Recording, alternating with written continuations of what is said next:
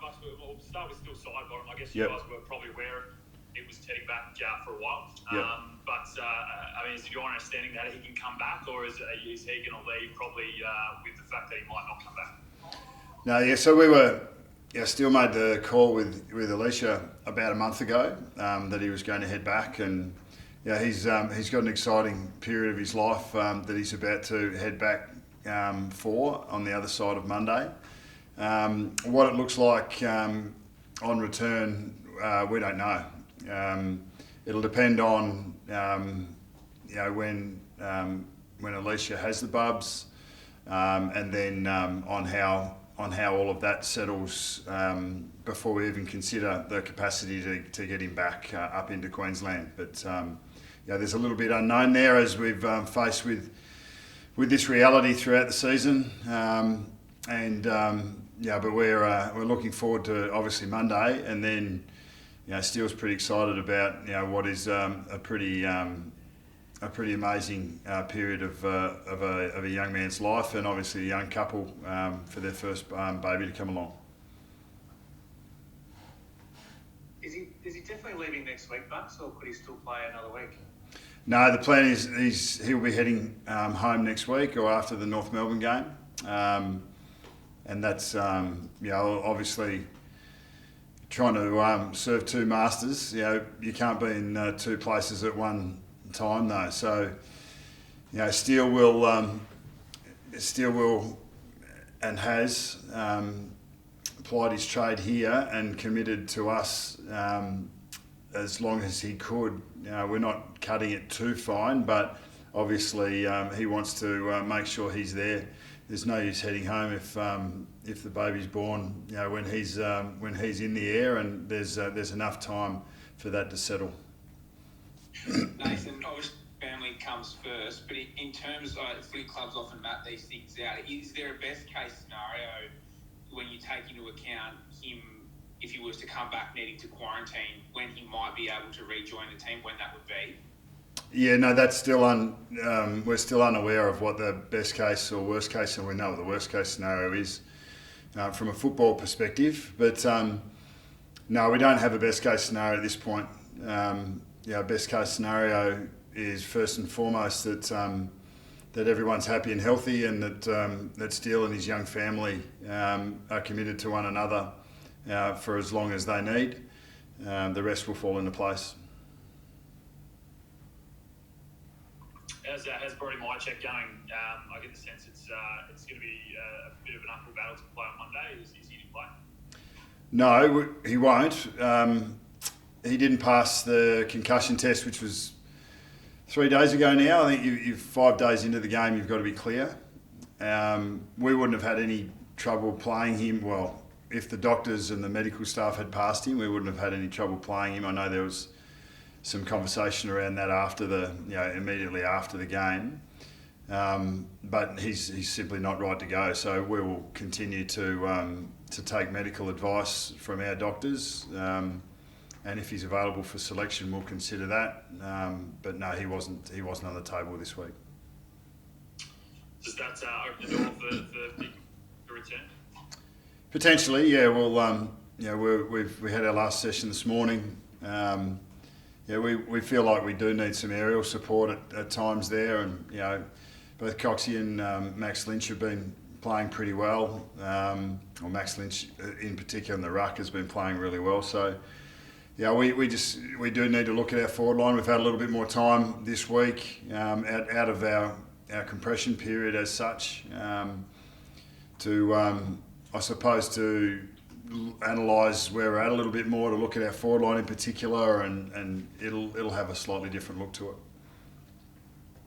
Who can give you a few more goals, Bucks? Like Mycheck's leading goal kicker with 14 this season, and Stevenson, is he a possibility of coming back in? And is there who else can really sort of step up, you think?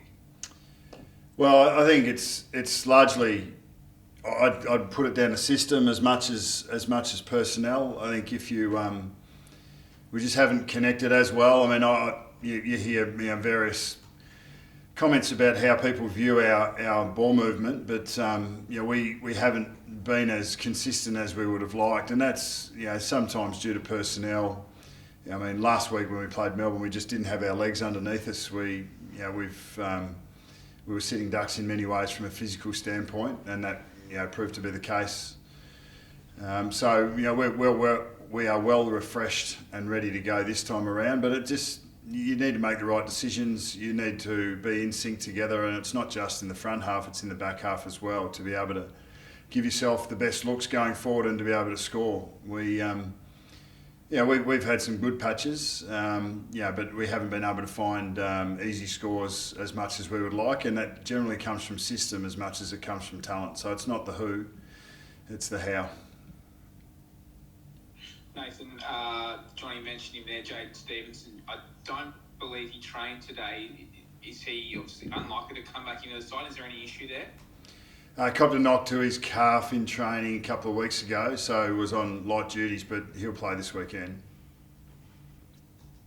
Can I also ask about Taylor Adams? I think he was a bit sore. No, he's good. Oh, good? Okay. Have you seen your back $6? It was such a strength of yours at the start of the year, and it's still performing okay, but a couple of 100-point concessions. So I think the Eagles game, and then obviously against Melbourne last week. Yeah, look, on those couple of poor performances, we don't stack up that well. But across the season to date, we have defended well. We are one of the best defensive sides statistically. But no, we've been opened up a couple of times. And once again, when I'm talking about our scoring, not just being about our front six, our defence is not just about our back six.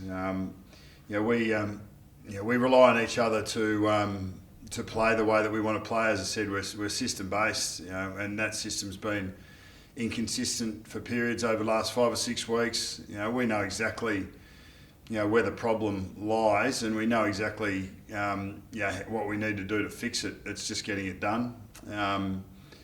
These are different challenges through 2020. That we basically, up until Thursday, we really hadn't trained for 4 weeks, and even the training that we are doing at the moment is very different to what we would like to do or what we would normally do and what we believe we could get the best result from. So there's compromise on compromise, but we've got a really strong understanding of who we are and how we go about it.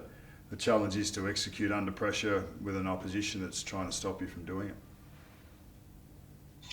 And just on the, there's a couple of case numbers starting to rise in Queensland in general. I know you guys have sort of removed for it on the Sunshine Coast, but have you guys, given that there's some numbers building up a little bit in Queensland in the state, maybe change your COVID protocols at all, or is that not coming to your thinking at all, and it's all still pretty strict, or are you starting to loosen any of those, or have they changed at all given the case numbers potentially starting to rise in Queensland?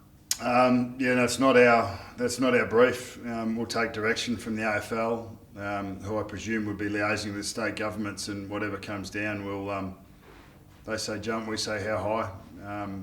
Really, we'll focus on the footy side of things and preparing as well as we possibly can within the parameters that are set, and we'll take direction from the league on that. Is Jordan Roughhead, has he overcome his concussion bucks? Yeah, Ruffy's available for selection this week. Yep.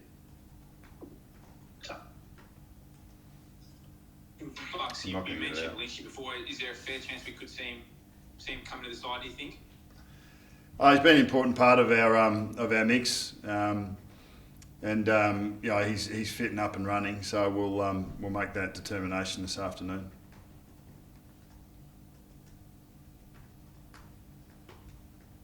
Just what I got here. I think there's some plovers swooping around the Magpies this afternoon. I saw some shots, maybe some birds getting swooped or anything like that, Bucks, at training today?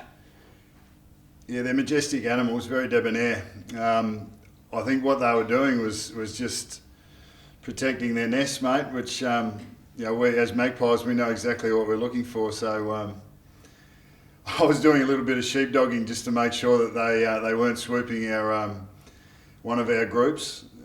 Braden Maynard in particular, the tough man, he's spending a lot of time on all fours, sort of trying to get away from the swooping, but No, we managed to get through unscathed. It was good. There's no chance Jordan De Goey comes back early, Bucks?